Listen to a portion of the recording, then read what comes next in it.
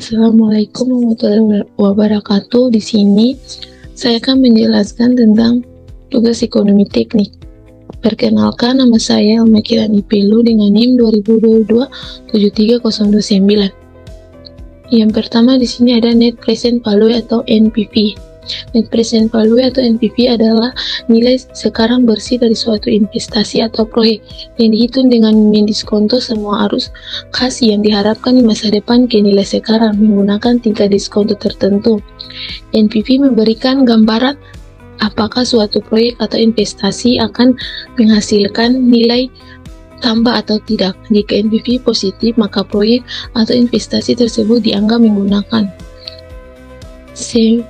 Sebaliknya, jika NPV negatif, maka proyek atau investasi tersebut tidak layak dilakukan. Materi.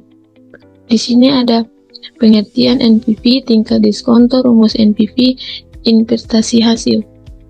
Yang pertama, pengertian NPV. NPV adalah selisih antara nilai sekarang dari arus kas masuk dan arus kas keluar yang terkait dengan suatu proyek atau investasi.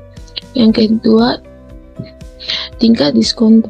Tingkat diskonto yang digunakan dalam perhitungan NPV mencerminkan biaya modal perusahaan atau tingkat pengembalian yang diharapkan. Yang ketiga, rumus NPV. Rumus NPV.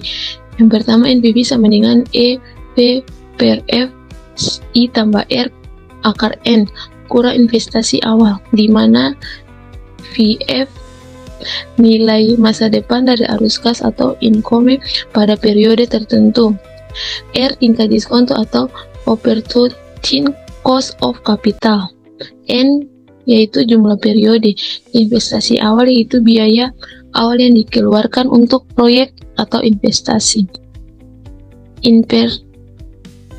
Investasi hasil. NPV lebih dari 0, proyek atau investasi menguntungkan dan layak dilanjutkan. NPV 0, proyek atau investasi netral, tidak untung atau tidak rugi. NPV kurang dari 0, proyek atau investasi tidak layak dan sebaliknya ditolak. Jadi sini contoh soal. Soal ini menjelaskan tentang sebuah perusahaan berpresentasi sebesar 50 juta untuk sebuah proyek. Proyek tersebut diperkirakan akan menghasilkan arus kas masuk sebesar 15 juta per tahun selama 5 tahun. Tingkat diskonto yang digunakan adalah 10% per tahun. Penyelesaian. Hitung present value yang setiap arus kas. Tahun pertama 15 juta 1 tambah 0,10 akar 1 sama dengan 13 juta 636 36364. Tahun kedua 15 juta 1 tambah 0,10 akar 2 sama dengan 12 juta 396 29624. Tahun ketiga 15 juta 1 tambah 0,10 akar 3 sama dengan 11 juta 269 23077. Tahun 4 15 juta 1 tambah 0,10 akar 4 sama dengan 10 juta 244 75525. Tahun kelima 15 juta 1 tambah 0,10 akar 5 sama dengan 9 juta 313 4 1386. Jumlah persen value dari setiap arus kas 13 juta 636 36364 tambah 12 juta 396 296 24 tambah 11 juta 269 2377 tambah 10 juta 244 755 25 tambah 9 juta 313 413 86. Jadi sama dengan 56 juta 859 05996. Ketiga, hitung NPV. NPV sama dengan 56.859.05996 kurang 50 juta sama dengan 6.859.05996. Jadi tingkat diskon yang digunakan adalah 10% per tahun. Kesimpulan, karena NPV positif, jadi 6.859.05996, maka proyek tersebut menguntungkan dan layak untuk dilanjutkan. Jelaskan yang kedua. Yang kedua itu annual equivalent atau AI. Annual Equivalent atau AI atau anuitas tahunan ekuivalen EAA adalah metode dalam penganggaran modal untuk membandingkan proyek-proyek yang memiliki masa manfaat berbeda dengan menghitung arus kas tahunan konstanta yang ekuivalen dengan keseluruhan arus kas proyek. Ini memungkinkan perbandingan yang lebih mudah dan akurat atau antara proyek-proyek yang memiliki masa hidup yang berbeda.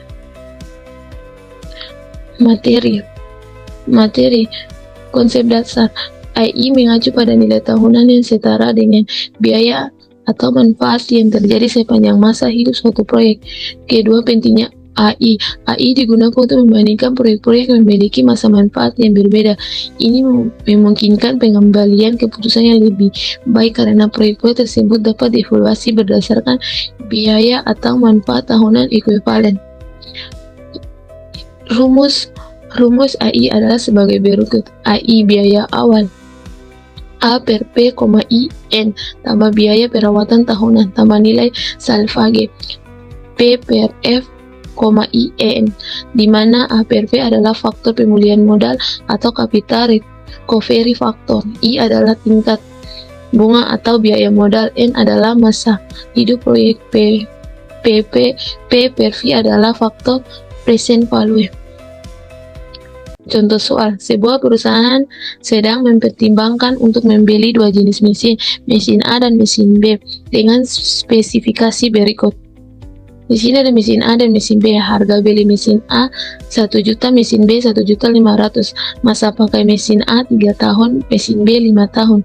Biaya perawatan tahunan mesin A 100.000, mesin B 85.000. Nilai salvagenya mesin A 0, mesin B 0. Tingkat bunga mesin A 5%, mesin B 5%. Jadi sini di bagian langkah-langkah perhitungan. Hitungan AI untuk mesin A. AI sama dengan 1 juta. A per P, 5%, 3 tambah 100.000. A per P, 5%, 3 sama dengan 0,354. AI sama dengan 1 juta. Akar 0,354 tambah 100.000. AI sama dengan 354.000 tambah 100.000. AI sama dengan 454.000. Yang kedua, hitung AI untuk mesin B. AI sama dengan 1.500.000, akar A per P, 5%, 5 tambah 85.000. A per P, 5%, 5 sama dengan 0,239. AI sama dengan 1.500.000, akar 0,239 tambah 85.000. AI sama dengan 500 tambah 85.000. AI sama dengan 443.500. Membandingkan AI. Yang pertama, AI mesin A sama dengan 454.000, AI mesin B 443.500. Kesimpulan, mesin A memiliki AI yang lebih tinggi daripada mesin B. Hal ini menunjukkan bahwa mesin A memiliki biaya tahunan yang lebih tinggi daripada mesin B. Namun untuk membuat keputusan yang tepat, perlu mempertimbangkan faktor-faktor seperti keuntungan yang diharapkan dari setiap mesin. Yang ketiga, Internal Rate of Return atau IRR.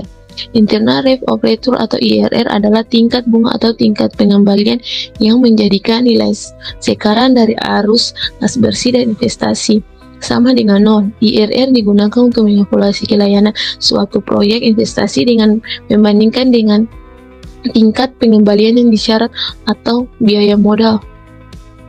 Yaitu kedua di bagian langkah-langkah perhitungan. Pengertian, fungsi, cara hitung dan tingkat pengembalian keputusan investasi. Yang pertama, pengertian.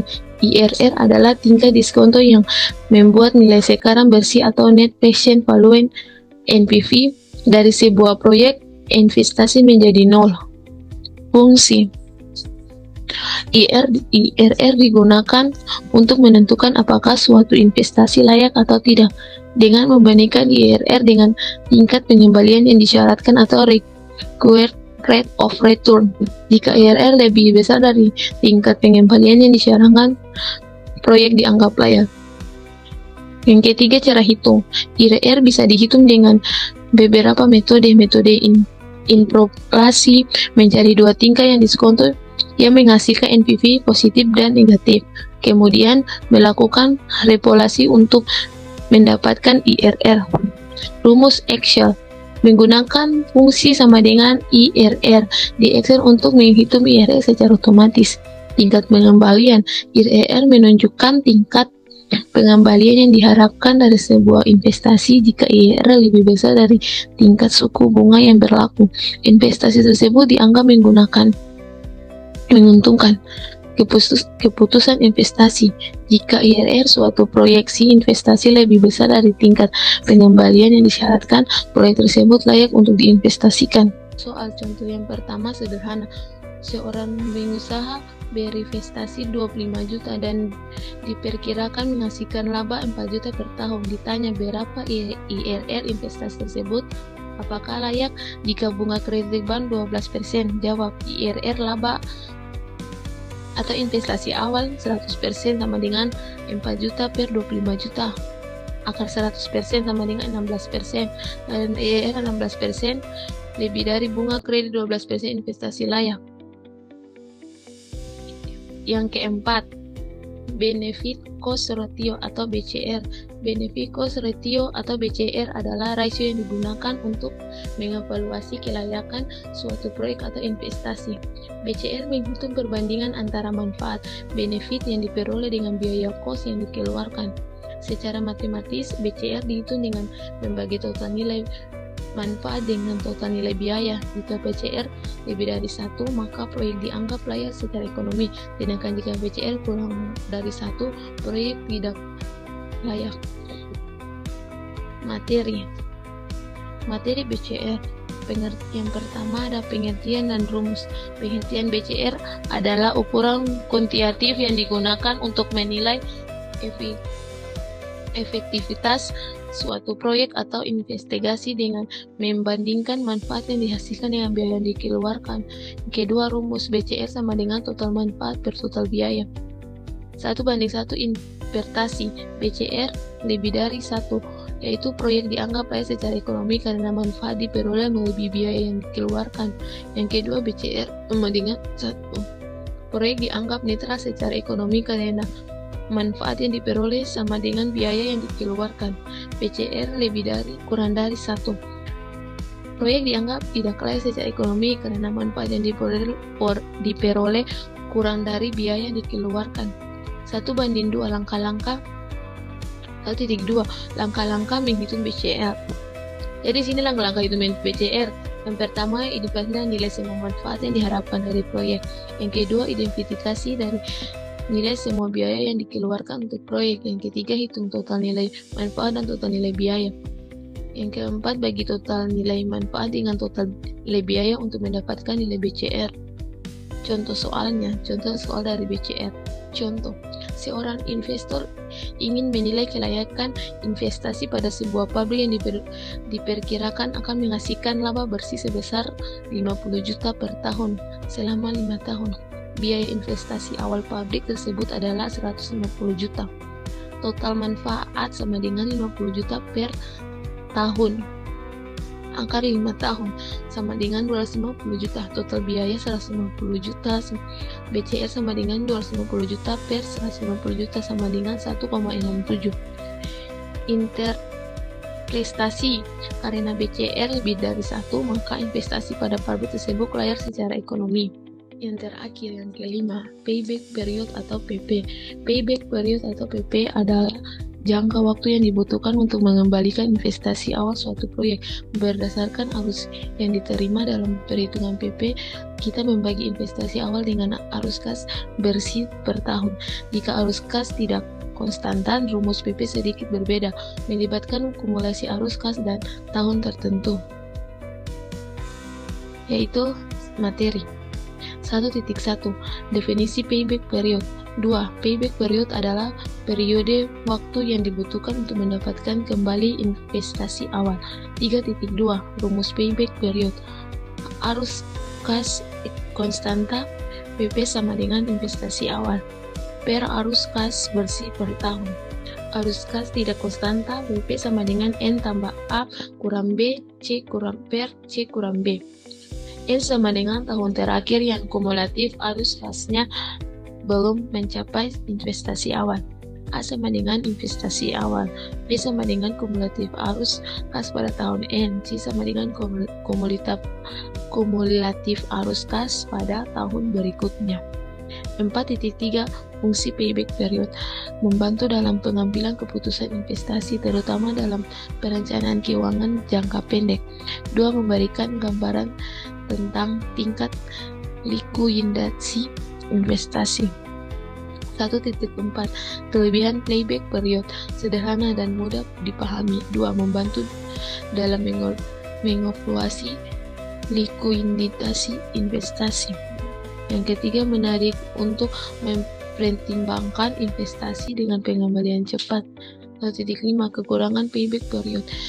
Yang pertama, tidak mempertimbangkan nilai waktu uang, tidak mempertimbangkan profitabilitas investasi jangka panjang. Yang ketiga, sulit digunakan untuk membandingkan proyek dengan umur yang berbeda.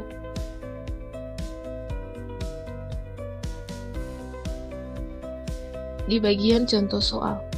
Contoh soal yang pertama, seorang investor menanam modal 100 juta dengan arus tahun per tahun 50 juta. Tahun kepada